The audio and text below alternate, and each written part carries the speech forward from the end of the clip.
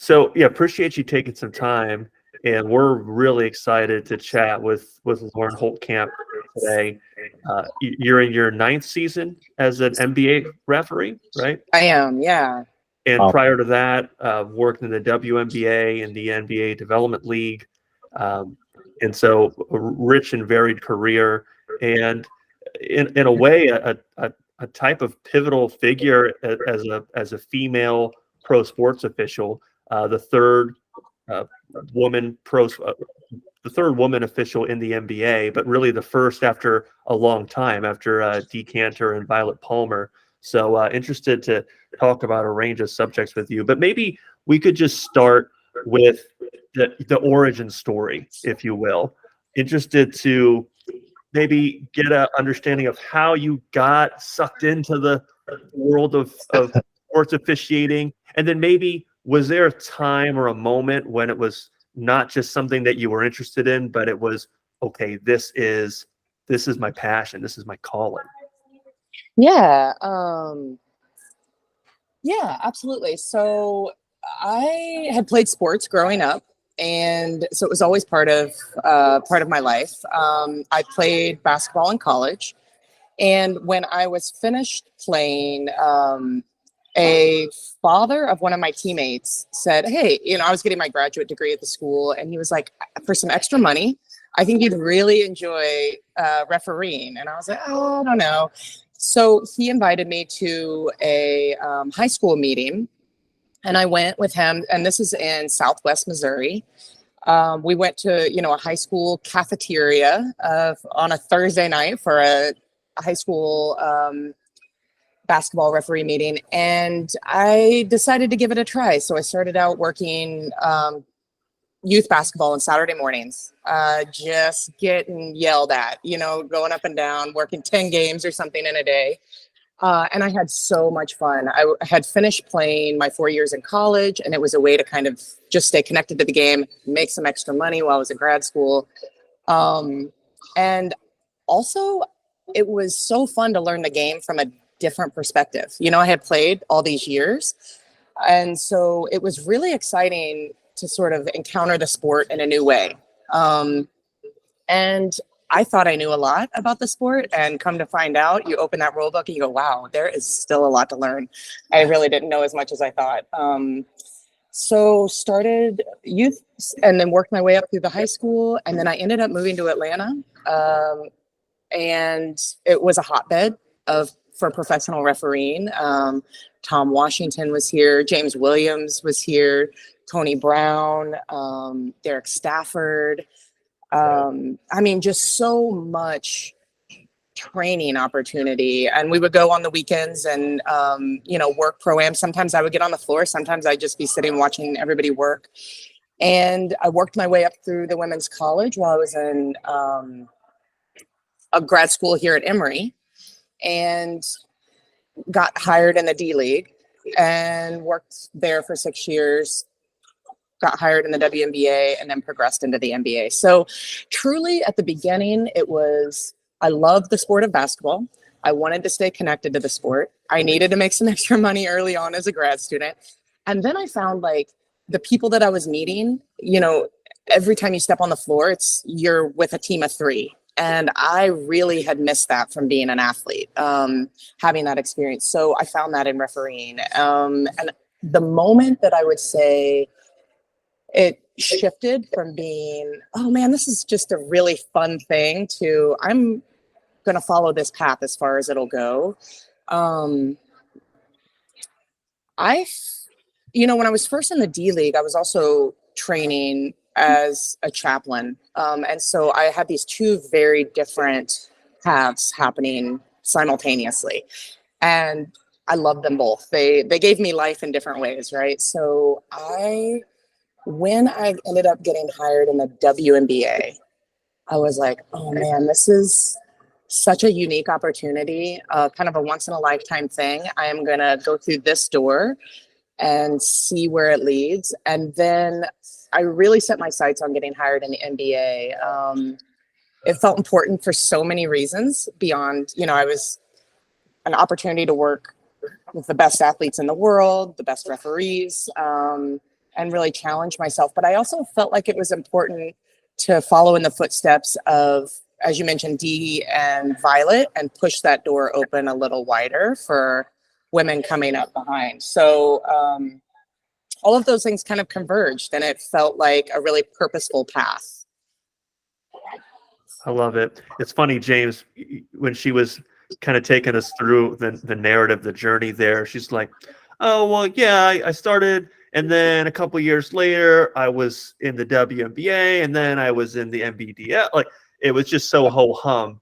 but for most when you're people, Lauren Holtkamp, yeah, absolutely. it's like the life's work to be able to get to that level, and to do so rapidly in the way that you did is just so unique. It's interesting also hearing you talk a little bit about it. Just you seem to be a person with many different interests, and like you're almost competing to be like the Dos Equis most interesting person in the world, because there's also this divinity school that happened. So before we go more into the sports officiating, interested to understand that the interest there, and maybe the way that has, if that's had any kind of foundational meaning or relevance as you've continued through your career.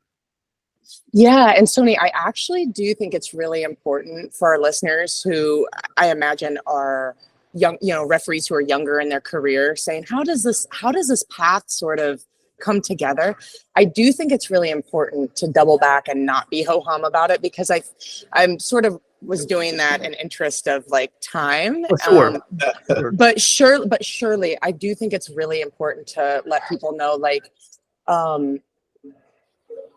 I was committed early on to what it was to learn this craft. And it was such a balance. So I would go to school during the day, grad school during the day, or work at the hospital. And then I would go referee in the evenings. And it was just such a wonderful balance between like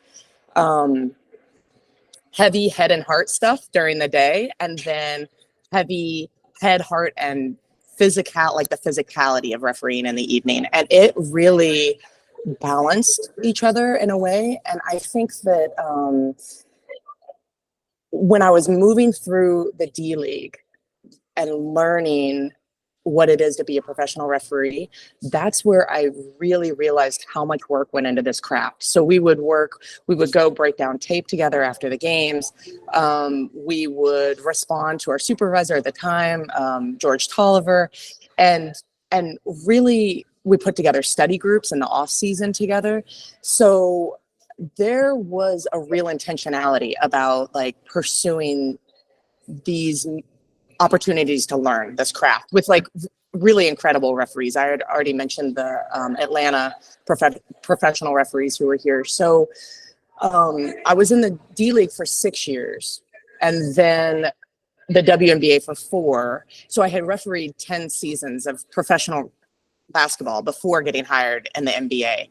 And I'm in my 9th season there now. So I think that initially when I started, it was for fun, it was for extra money, but pretty quickly on, I was like, wow, this is going to require an all-in approach if you want to progress and really like do what it takes to be excellent. And I really do believe that this game deserves our best. The players deserve our best. Our partners deserve our best. So I was just part of a system that taught us how to like hone in on that and bring our best to the table. I will say now, you asked me about my varied interests.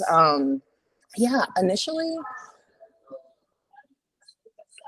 I was going to Emory for grad school to get my master's of divinity. And I had initially thought I would teach. I was like, I would love to be in the classroom and provide space for people to examine what it is, what faith is or is not for them, and big questions that would shape their lives.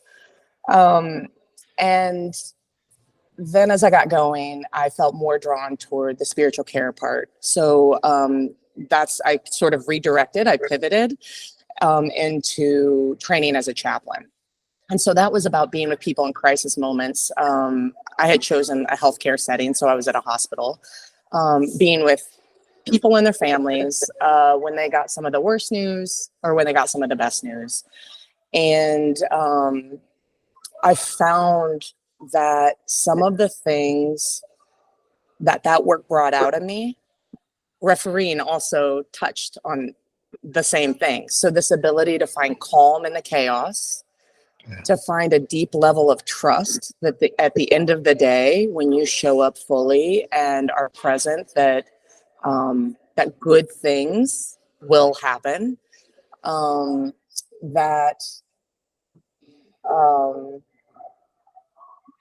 That most of the time when you show up with courage and a willingness to really jump in and engage,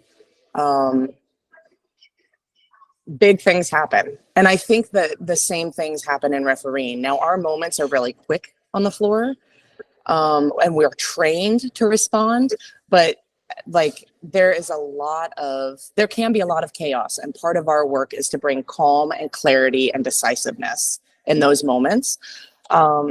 So in some ways, the two lines of work aren't that different to me. And I've approached them pretty similarly. The other part of that is that I learned, in order to be present with people in really important moments in their lives, you also must take care of yourself and be present to yourself. And I think that is so important in refereeing. James will tell you we are on the road so much, and we're on the road by ourselves most of the time.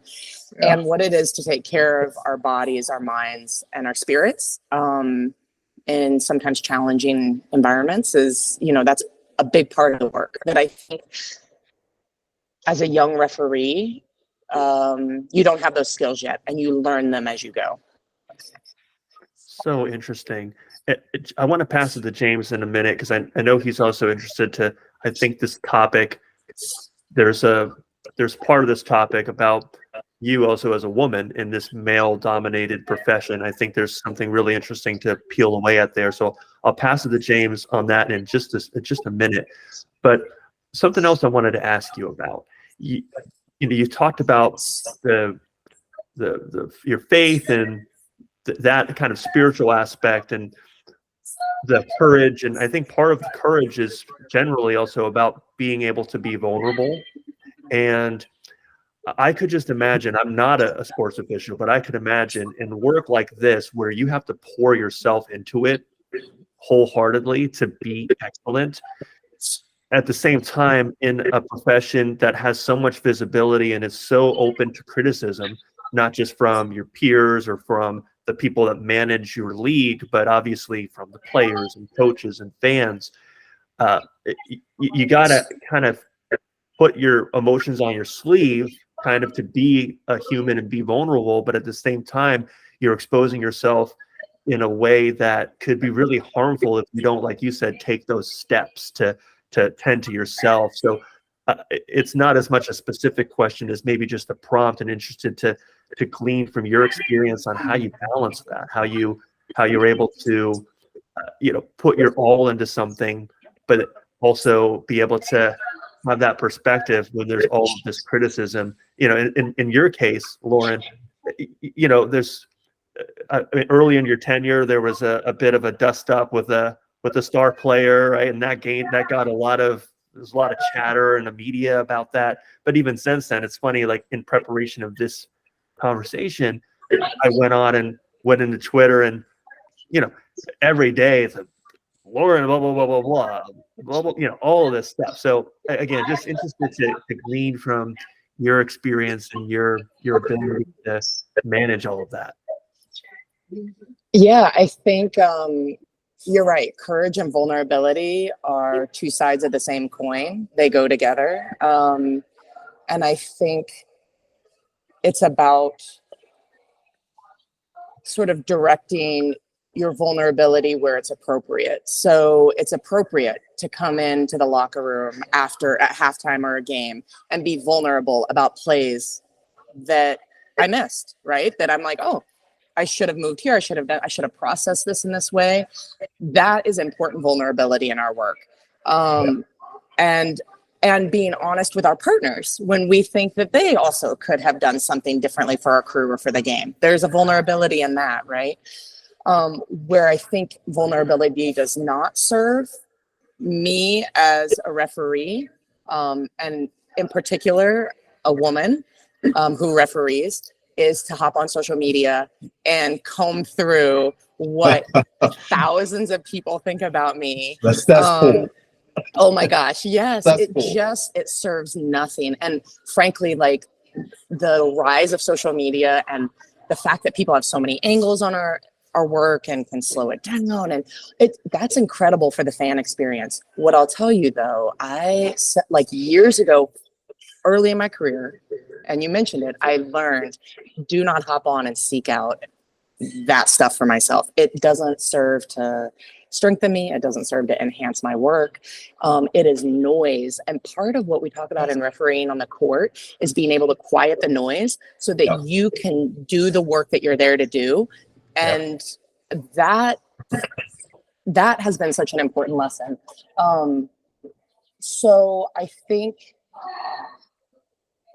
in that, an act of like self-compassion is really to focus on the things that matter and have courage in the moments that matter and save the vulnerability in the ways that it's effective in the work with me and between myself and the crew and with coaches and players on the floor. There are times you go, yeah, you're right. I missed that play, or I think you're right. We could have done that differently. And those are important human moments. But what you don't want to do is open yourself up to social media violence. And that's sort of a strong word, but I will use that as a woman in that space. So yeah, it's a great question. And I would say to the young referees listening, know why you're there. What you're there to do is the work. And who it matters to are your three partners, the game constituents, and the rest of your staff that you're working with. But beyond that, you're not beholden to anybody else. Yeah, it's noise. It's literally just noise. And that's very well said, Lauren, because if you're an official or umpire, to all the folks who will be listening to this on RefMasters, the noise is exacerbated now with Twitter, 24-hour news cycles, Snapchat, wherever you get your news and wherever people can hide behind a screen and devour people they've never met in their lives. They've never walked one step in their journey. You just have to put all that aside. That's noise. I'm with Lauren. I don't think there's many officials that get on Twitter or any of those other apps because it serves no purpose. It really doesn't. I call it a cesspool because that's what it is.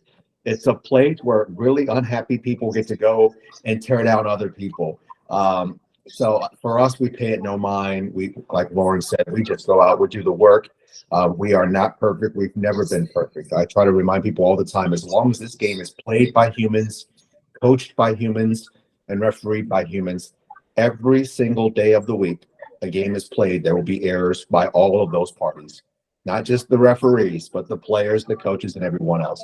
And so we don't get into that. That'll take you into a dark alley that you don't want to go.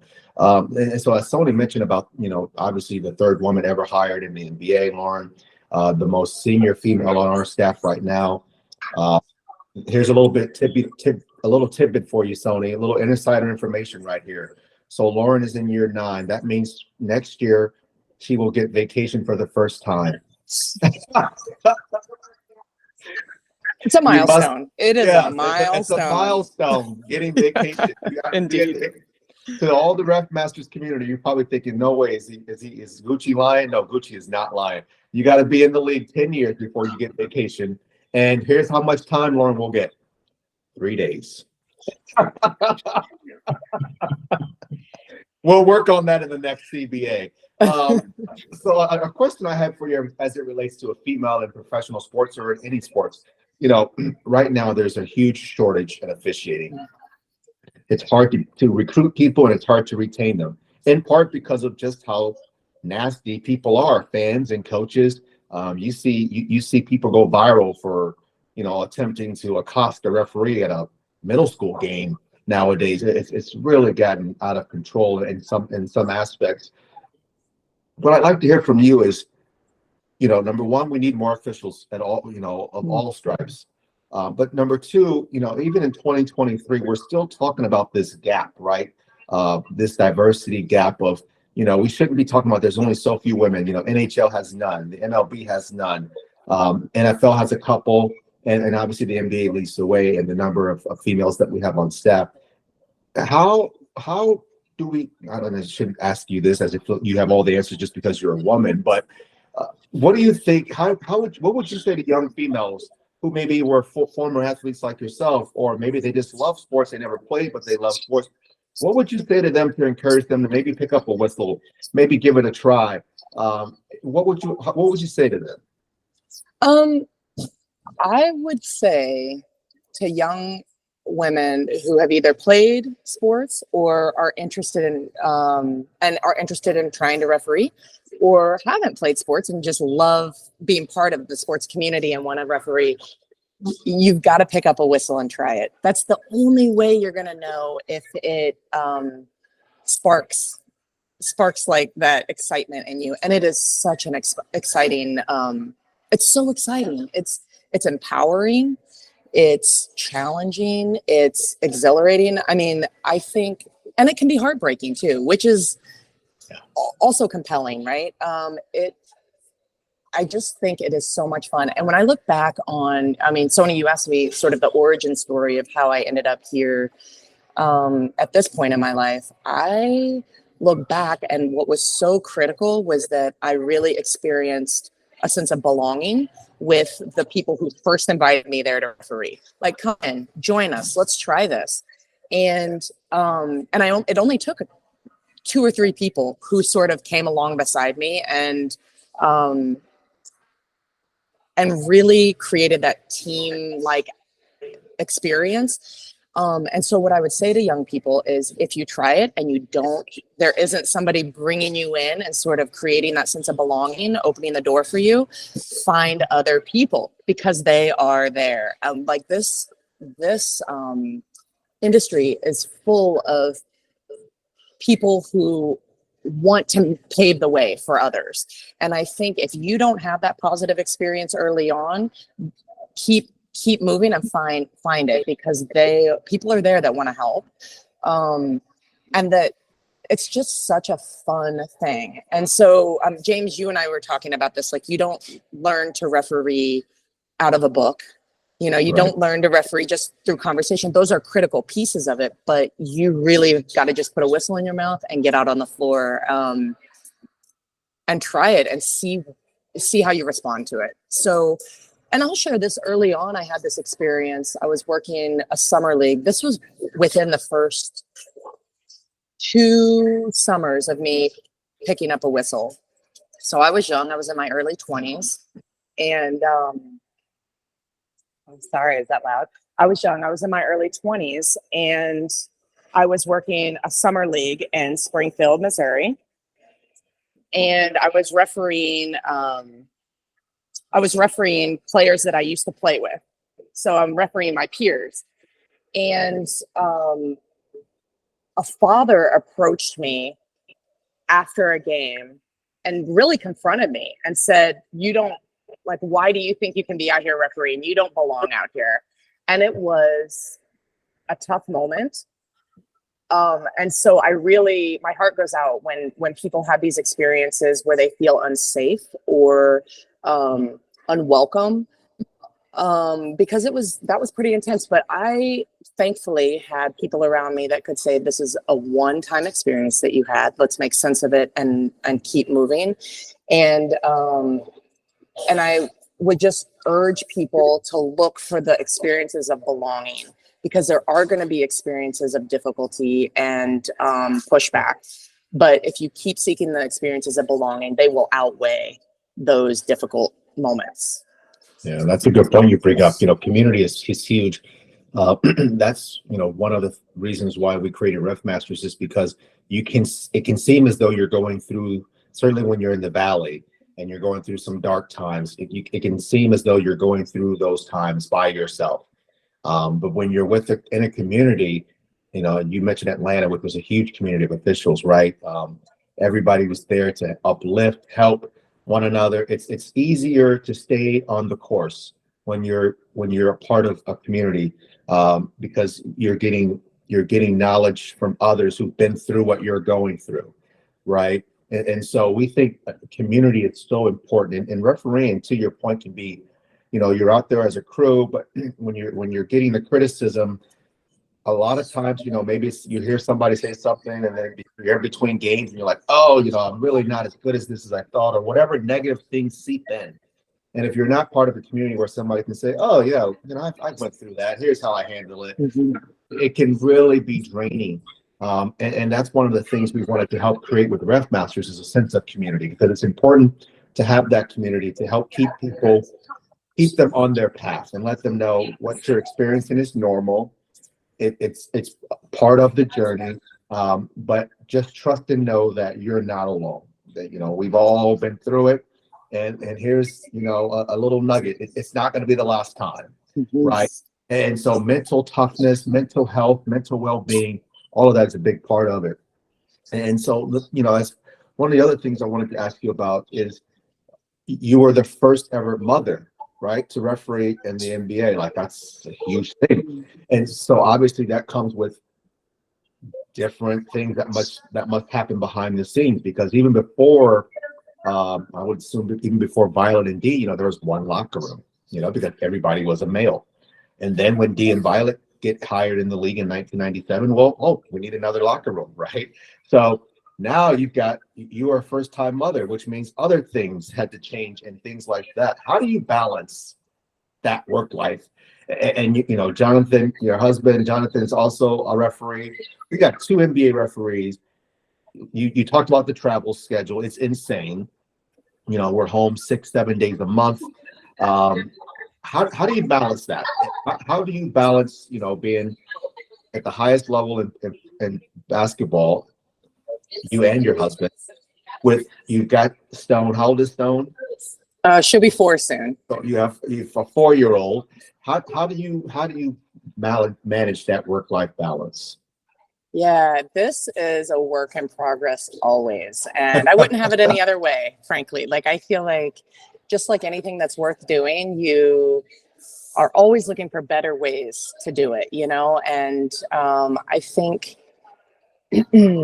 something that I've come to, at least at this point in my career and my personal life, as a mother and as a wife, what's working for me right now is wherever I am to be fully there. And so what that means, when I'm on the road working, I'm on the road working. And the way that I can focus on that and do that is because we have a support system at home. We've got this incredible nanny who's been with part of our family since Stone's early months of life. She's part of our family. She's invested. And I know my daughter is safe and well cared for, so that then when I am on the road, I can be fully there working. Now, the other side of that is when I'm home, I'm fully home. And so wherever I am to be fully present. So it's not so much of a balance as it is recognizing what the moment's calling for and what that time is calling for. So you know, an adjustment that Jonathan and I made early on, as soon as Stone was born, we were living in Tampa. And as soon as she was born, I was like, oh my gosh, we've got to get back to Atlanta, because the travel ease from Atlanta versus Tampa was so much greater. More flight options, better travel schedule options. So we picked up and we moved immediately so that we could make both of these things work in our lives. I will say the league has been incredible in terms of asking, like, you know, moving through my pregnancy and then giving birth and then getting back on the floor. I had been out for an ACL reconstruction and I gave birth, and then what do you require? How can we help you in your pursuit to get back on the floor and do this work? And those conversations were ongoing. They involved various levels of people in the organization, you know, to the point where they made sure that there would be, you mentioned our separate locker rooms. Let's make sure you have a refrigerator in the locker room in case you needed to, in case I was still breastfeeding, frankly. I needed to pump and provide food for my kid while I'm working. There were no limits to the lengths that the league went to make sure that this could be possible. And now we've got several mothers on our staff, right, and who are doing it, and not just in the NBA, but also in the G League. And I just think it's incredible. And I would also say to people who are going through that or considering that as part of their journey, part of their process, is to just recognize you're not going to know what you need until you go through it. And so my dad jokingly used to say, flexibility is the key to adulthood. And I would say, holy cow, flexibility is the key to parenthood. Flexibility is the key to managing a professional life. Like, you just have to recognize when something isn't working anymore and make adjustments and ask for help, because we could not raise the kind of family that we want and do this work in the way that we want without a lot of people helping us. So very well said. Very well said. So I want to pivot a little bit, because I don't want this to just be about, like, tell us about being a mom and about being married to a ref, although that is, frankly, it's fascinating. But I want to ask you about getting a little bit into the craft of officiating, and there might be a way to tie that back into the personal stuff a little bit, but I think this might be a hard question for you to answer, because you strike me as someone that tries to be very humble. But I want to ask you to maybe tell us about what you think your superpower is as a referee. You know, what is the area that you feel like maybe you've just because of your personality or your intellectual profile, you feel like you're really keyed into, or maybe it's just an area that you're just particularly passionate about. But what would that thing or a couple of things be for you? Oh my gosh, I love this question, Sony. Thank you for asking me this. I think communication is a superpower of mine. I think that, and just like every superpower has a shadow side, right? So you have to really be able to recognize when it's serving you and when it's detracting from what you're trying to do. But I think that my ability to communicate with coaches and players clearly, and with a sense of understanding and humanity serves me well. Now, I will say it's taken me years to bring that into my persona on the court. And I feel like that is only really starting to happen here in the last couple of seasons for me. I would say that another superpower would be, I really feel tuned in to crew dynamics. I care about what our dynamic is as a crew before we step on the floor together. I think that the more supported and the more my crew members feel that we are being honest with each other, and honest and caring, but honest always. That is number one. The more that translates into trust on the floor, and the better we are as a crew on the floor. So that even means checking in with each other through the game. I work with some people who frankly don't want to talk through the game, touch base, and I've learned those personalities, and that's fine too. But I love talking. Let's have a good time. I do too. Oh my gosh. Let's get on an ATV. What's wrong with that? Come on. Nothing is wrong with it, frankly. But I feel like those things. And then, you know, like all of us, I strive to make play calling a superpower. And that is a work in progress. I mean, at the end of the day, that is the bread and butter of what we do. So I would say those three things. I love it. I want to I want to circle back on the first two parts, communication and the dynamics of the team. That's fascinating and has parallels beyond officiating, of course. You'd mentioned play calling, and if you both don't want to, it's okay. But I did have I had one play in particular, but I had a couple of plays that I've been posting stuff on social media for our audience, and I would be interested. There's one play in particular that I posted, and I actually gave it to ChatGPT, and I asked ChatGPT to call offense or defensive foul. So I'd be interested to kind of put it up there, kind of nerd out a little bit on just talking through maybe a couple of plays. Does that sound all right? Let's do it. Oh yeah, All right. fantastic. All right, let me Lauren's all in. This is what gets our juices flowing. You know, talking Completely. plays. Yeah, talking plays. That's what it's all about. So this here, I don't know. Can you see my screen?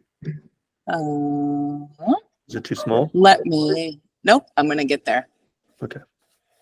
Okay. If you'll run that again now that I've got it big. Yeah, it's on loop. And so this was a Got play from a few weeks ago, Zubats versus Draymond in the post. And you'll see here in the caption, right, I asked ChatGPT basically, is this a foul on the offense or defense? And, you know, ChatGPT said this is a defensive foul. This was challenged, and actually it was ruled an offensive foul.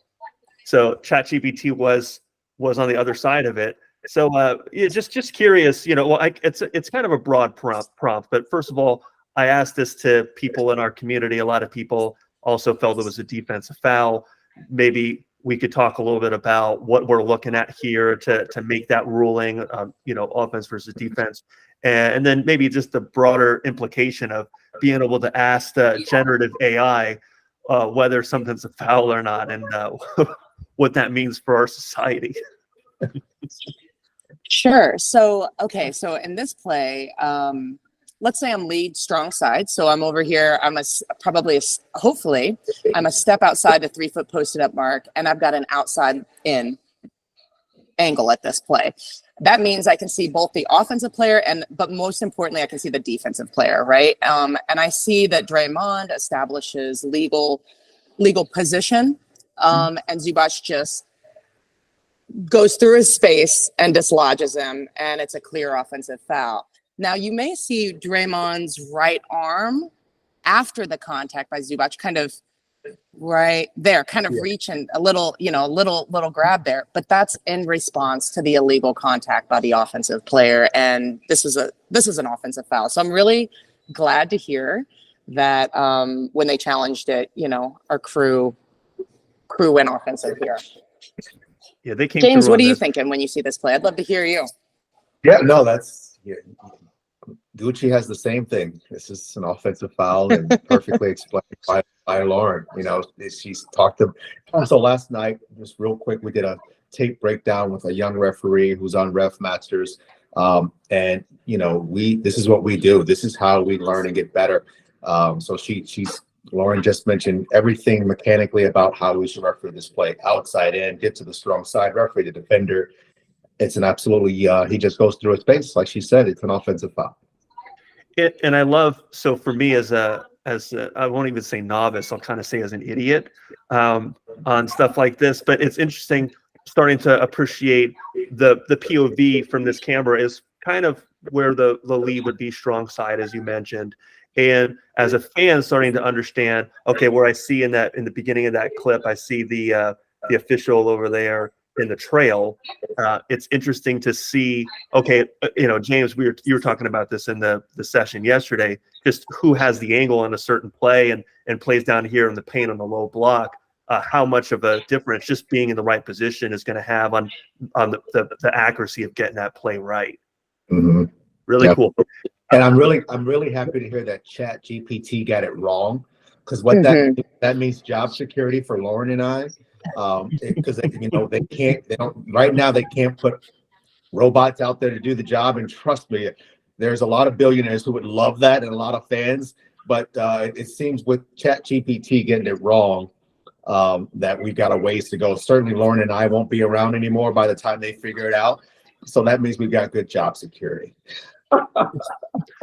I will say too, when ChatGPT gave me this answer, I said, "Are you sure?" I actually typed, "Are you sure it's not an offensive foul?" Because and then it took a second, and it said, "After looking at the play more closely, it could also be like," it tried to kind of rationalize. Oh, GP, no, that would not be a good referee, right? Exactly. There. Well, okay, Right. as soon as you get a little pushback, you go, I don't know.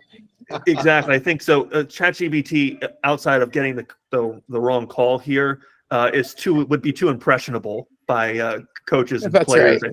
Yeah. Let's look at one more, and this was something, if not this exact play, this is something that actually, yeah. Let's look at this. This was this was talked about a lot the last couple of weeks. The Creighton, the end of the Creighton game a few weeks ago from the NCAA. And right, so James, you had mentioned your perspective of this was very different from people in our community that were just given their immediate reaction to the play, saying that this was a foul call. And I believe Gucci, your perspective was that this should be a non-foul. Is that correct? Yes. Right. So curious, and there's always these new get people to see the shades and nuances is I think really helpful. Yeah, I think this is one of the things that this type of a play, I should say, is one of the things that makes officiating basketball so hard, right? It's because there are certain plays that are black and white, like the Zubox play in the post with Draymond. That's black and white. That's marginal and illegal. As it relates to gray area plays like this, the better referee you become. Because in basketball officiating, Lauren can speak to this, in our game, out how you're going to manage the gray. The officials who become really good at managing the gray and making really good decisions based on, is this too much? Is this enough for foul or is it not? Those officials who become really good discerners regarding that, they tend to have a really high level of accuracy, and they tend to have a really successful career. Because these plays are hard in real time. Every time we watch this is in slow motion. This is in real speed.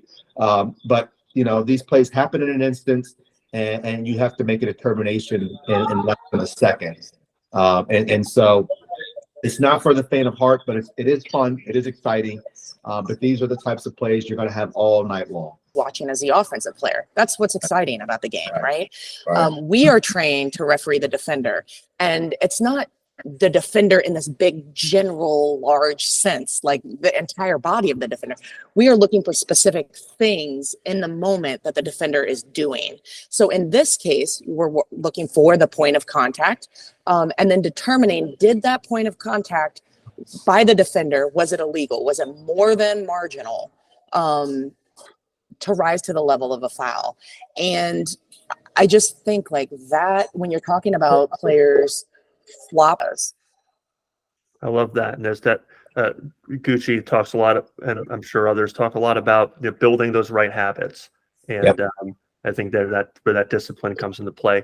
We're almost up at the time here. I did want to circle back on one more thing. Appreciate you giving us that expert analysis on those plays. That was really cool. You talked about communication, and for some folks like yourself, that is probably something that comes naturally to you. It's a gift you have that you've also refined with lots of practice and repetition over the years. But for some folks, it may not come as natural. It may be harder to develop that communication ability. And I guess my question for you, Lauren, is what tips would you have for someone that's trying to really improve in that area, and it might just not be as natural, as easy of a place to improve as it might be for someone like yourself? Yeah, I think, this is even me going back and talking to my younger self, my younger referee self, right? So I think if you're starting from a position of defensiveness, you're not going to be able to hear and really take in the information as it is. And if you're starting from a place of defensiveness, all you're doing is already thinking about what your answer is going to be to somebody who maybe has a different perspective. It just isn't, it's not effective. It's not effective. So I would say, and this happens to me on the floor, there are moments of defensiveness right in the moment, right? And what I found is maybe that's not the moment to communicate as fully as I may choose to during an out of bounds, or circle back to a player and a coach when, when the immediate moment has sort of calmed. Now, the thing is, you cannot run away from those moments either. And, but what I would say is that's not the time to prove that you're right. I think there are times to address it, and we're addressing behavior in those moments sometimes, so that the behavior doesn't cross the line, so that then you can get to a point to communicate content. When sort of the urgency, everybody's had a breath. So what I would say is know the difference between needing to address behavior and needing to give an answer and give information. And if the behavior crosses a line, you've got to address that first. You can't get to the content. You can't get to giving answers if the behavior is unsportsmanlike in the moment. But starting from a place of non-defensiveness when you can, I have learned circling back during a timeout to say, hey, I understand you wanted to talk to me. It was during live play. We didn't get a chance. What is your question? And really hearing their perspective. And when I give an answer, I'm going to stick as close to the rule. I'm going to give them as much of the rule as I can, and communicate it in a way that makes sense, versus sort of I don't need to, I talked earlier about being honest. I think the most honest thing you can do on the floor is to communicate our rules clearly. That's it. That's our standard. So when you can get the defensiveness out of the way and just get to the rule, get to the judgment, get to the work in that way, your communication will be more effective. And for some people, that's shorter conversations. For some people like myself, maybe it's a longer conversation during a timeout. But I think dealing with your internal reaction first, so that you can then give the rule and give an explanation. James, I'd love to hear I'd love to hear what you think about that. How does that work for you?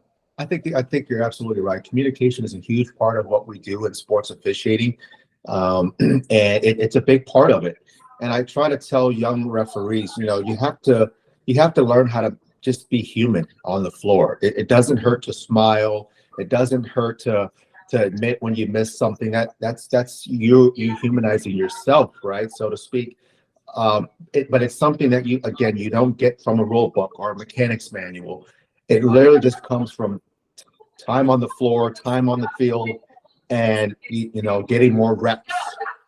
Because I think the first default for most officials is we default to, well, we are in charge, so we're the disciplinarians, we're the rule enforcers, and instead of just saying, okay, yeah, we are in charge, we are the rule enforcers, but we have a mechanism through a technical foul or whatever to address unsportsmanlike behavior.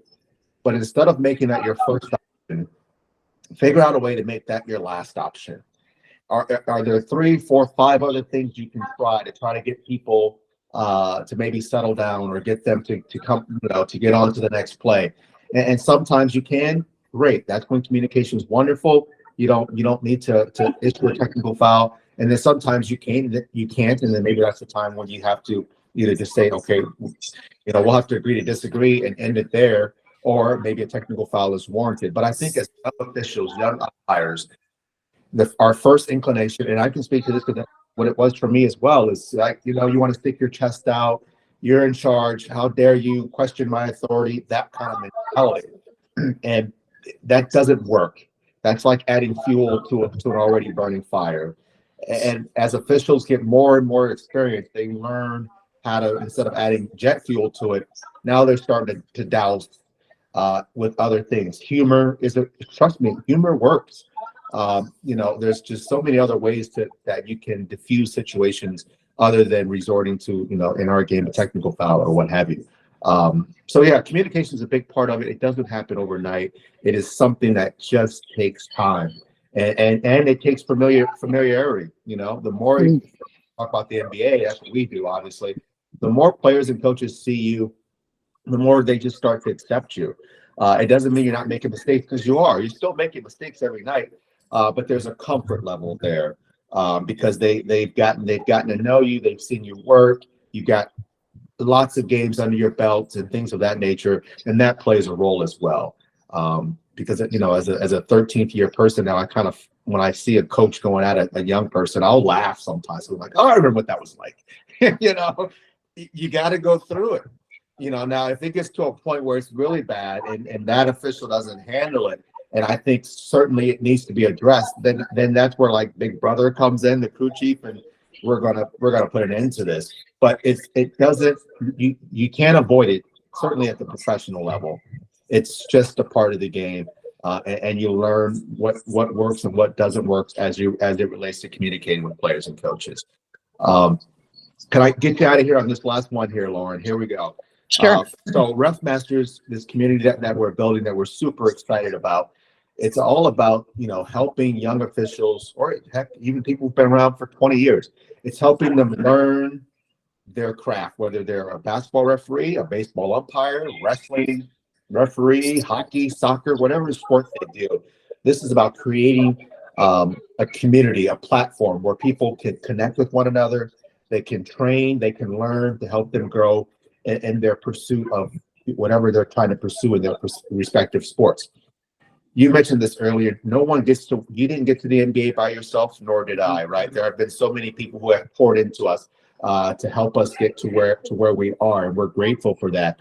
And this is a way to kind of give back. What advice would you give a young referee, someone, they're thinking about trying it, maybe they got 3 years experience, 5 years experience, high school, JUCO, NAIA, they're young, they're new, they're trying to learn, they want to get better, they want to advance up the ladder. What advice would you give those folks as they go through their officiating journey? I've been thinking a lot for myself this season about pacing. I think recognizing what it is to build a career in this, even if it's not your only career, right? Like if it's one of several careers that you're choosing for your life, I think pacing is really important. And what I mean by that is, I remember early on, Bob Delaney said to me, "This is a marathon. It's not a sprint." And I think as a younger referee, there can be that hunger can turn to an urgency of like, this has to happen quickly. I would say that pacing is really important, and to understand that it is a marathon, it's not a sprint. And so every step of that marathon that you go along, there are ways to get better at every single step. And so pick and choose one or two things that you're working on at a time, and then you get through that mile of your marathon, and it's time to add 2 or 3 other things that you're going to work on that next month. Worked on those 2 or 3 things, I feel solid there, let's add things. And I think rather than thinking about, I want to excel and burst through that finish line in a 40-yard sprint, having figured this all out, that is just not the way that this happens. And I think as you mature in the work and move through life, you'll realize that anything worthwhile doesn't happen. Right? So, appreciate. Could you say that again? Because I'm sorry, Lauren, you were correcting. It was, the screen was kind of distorted there. Could you say anything worthwhile? Oh, sure. Could you say that again? Yeah, I just said I think as you mature in this work and as you move through life, that lesson continues to come up, where anything worthwhile doing, it doesn't happen quickly. And each mile of that marathon, you are just going to add another layer to the way that you work. And I think it keeps it exciting. It keeps you growing as an official.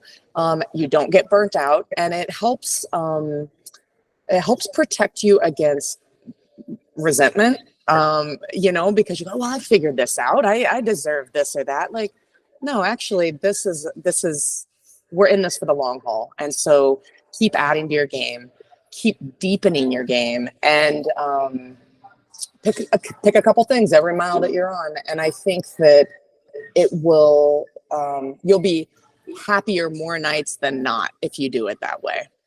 Yeah, good point. Very good. Well said. They say comparison is the biggest thief of happiness. Mm-hmm. When you're constantly trying to compare yourself to others, and wondering why you don't have something, it stills your joy. It really does. And in officiating, we all want to move, like you mentioned, very quickly. There's not an official ever who's like, oh, I've never been that person. That's a complete lie. It really is. But when you go through it, I learned, for me personally, that when you're like, why am I not moving that? It just took so much happiness away from you that it's like, okay, that's not healthy. Let me focus on what I can control. Let me work on getting better at just myself, competing against myself. And then I let the chips fall where they may, right? Because it's you don't want to go down that rabbit hole of, well, Sony's in this round, or Sony got to the Sweet 16, or Sony got to the high school championship, and I'm better than Sony. It's going to rob you of all joy, right? It's going to rob you of all joy, and something that is a fun, exciting job turns into, something that becomes not so fun. And that's certainly not the way it should happen. But I think what you said is just dead on. Just kind of enjoy the journey, while you're on it, right? Absolutely. Yeah, great life advice as well. That and I think that taking that time, it probably also yields greater gratitude down the road, right? And so approaching our craft with gratitude and with humility, whether sports officiating is your main gig or being a chaplain is your main gig, probably great advice. Lauren, we really appreciate you being here. You're an exceptional person, an extraordinarily talented referee, and we're certainly grateful that you could spend some time and share some of your knowledge and experience with us and with our audience. And so thank you again so much. Yeah, absolutely. I really enjoyed our time. Thanks for joining. Yeah, it was Thanks, great. and I'm excited to meet some of the younger officials out there. You know what? Hey, you know what? Here's a plug, and it's a plug for RefMasters. The community, they're engaging. They want to learn. They're hungry. So hey, I know you've got the app. Jump on there. Share your knowledge with some of these young women and men. That's a huge part of it. They want to. They're hungry for knowledge, and we have this platform now that we're super excited about. So you jump on there, and you just have no idea how much you can impact these people's career and their journey. So really, really, really appreciate that. We know you've made it to the top in the NBA. That's outstanding. But we know your most important job is your mother to stone. So all love. All love. Thanks for including me today, gentlemen. I really enjoyed our time.